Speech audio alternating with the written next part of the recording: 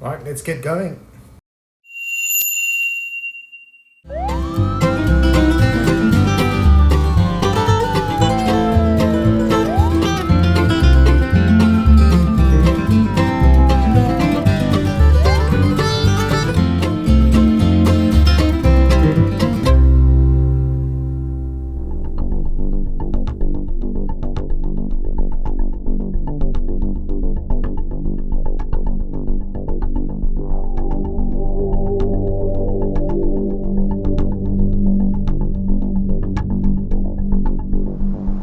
I'm looking out for these guys. They sent me a location map. They should be up ahead fairly soon. Just looking at the surface of the road here is much better than it was slightly earlier. I don't know how these guys are doing it on these roads. I mean, these aprons are really bad. Surprised they don't get more punctures. There's no wonder the carbon is failing. This is a really tough ride, I think. They've had a headwind all day and only now turned direction, and they've managed to get a tailwind.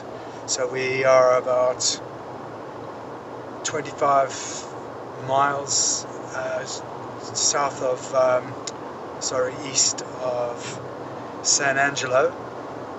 So I should be spotting them fairly soon.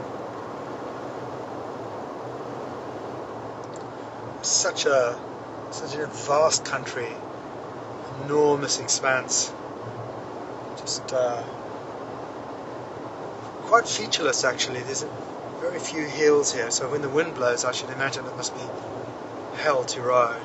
If it's blowing in the wrong direction, then great when it's behind you. It's been a long day, 300 odd miles, problems with sat-navs, spaghetti junctions, wrong turns. This is wild. Dallas is 8th wonder of the world. I've never ever seen so many off-ramps and things.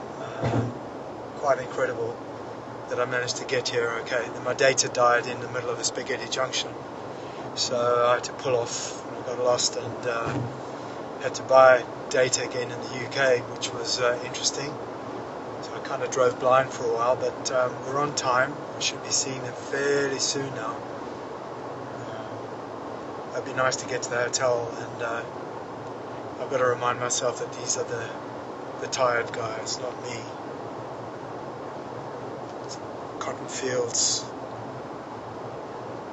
You can hear the change in the pitch. This is the road quality these poor guys are going on. I mean, it's terrible, and it changes. So they've just had the most wonderful stretch of 10 miles maybe, and now this very grippy, and this is in the middle of the road. I can't imagine what it's like on the side of the road. I should imagine on their days when they're feeling really flat, with all this traffic noise, the surface of the road, punctures, worrying about the carbon, worrying about the distance. It got my respect, that is for sure. I'm really happy to help them.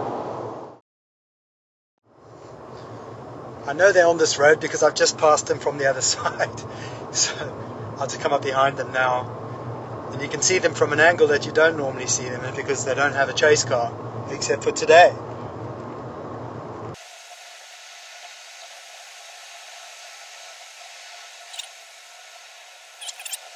There they are.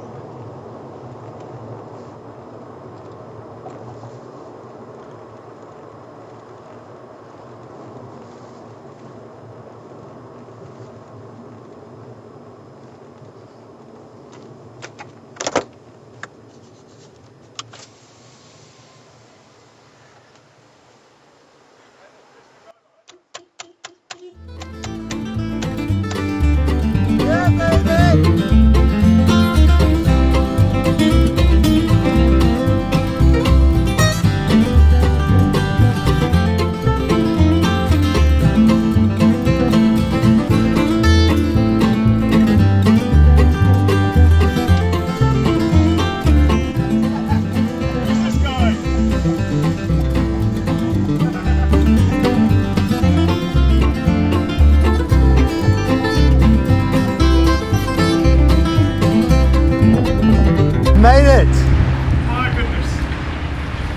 we made it.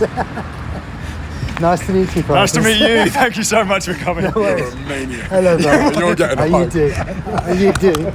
Sorry, that's me. Oh, man. You're nuts. Man, you go, how the hell you guys are doing this? I mean, I know you can talk about the road, but it really is with all those corrugations and the cross-hatching and how...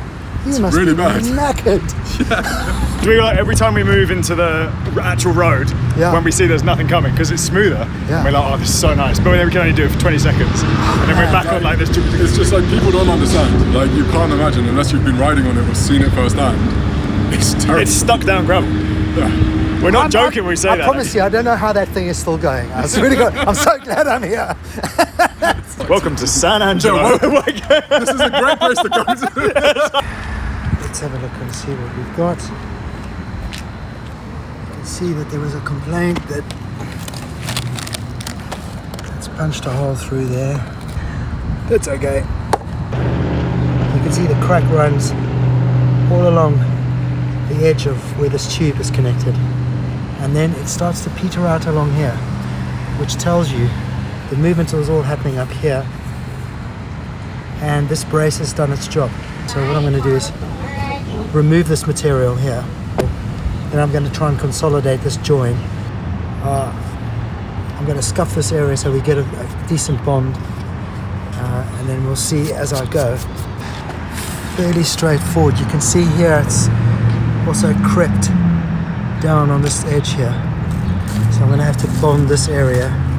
But today they're going to get a lesson in how to do roadside repairs, which will be helpful. It'll give them a lot more confidence. Let's see how we go with that, and then I'm going to do a full inspection of the rest of the frame and bits that they might not have seen. So, and we can get on with it. Let's see. There they are, the fenders, looking a lot cleaner and not so stinky now. I know, right? Oh, mate, such respect. Thank you Such so respect. much, man. Such respect.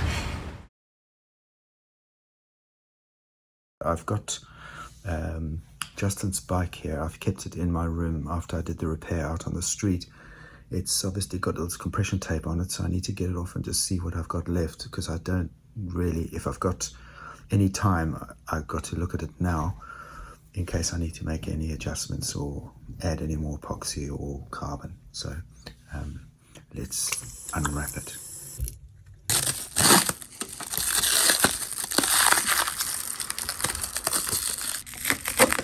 Right, so this is the main side that needed to be repaired. I mean, it's not pretty, okay? It is not pretty. It's not what we do at the workshop, but you'll understand the roadside repair without compression bags or processes we use, it's turned out really well. Oh, brilliant. I can just feel my headache disappearing. I've been so worried about this. I'm going to, because I'm still here, I'm going to put another carbon layer on. Right, this is the second application. I've put in an extra wall here because the end of the carbon was possibly going to rub on his legs. You can see that side's done as well. And there's an extra layer of carbon gone over this area down to about there, just to shore up this surface. So I can absolutely be sure and sleep at night that I've done the best I can on this particular carbon chassis.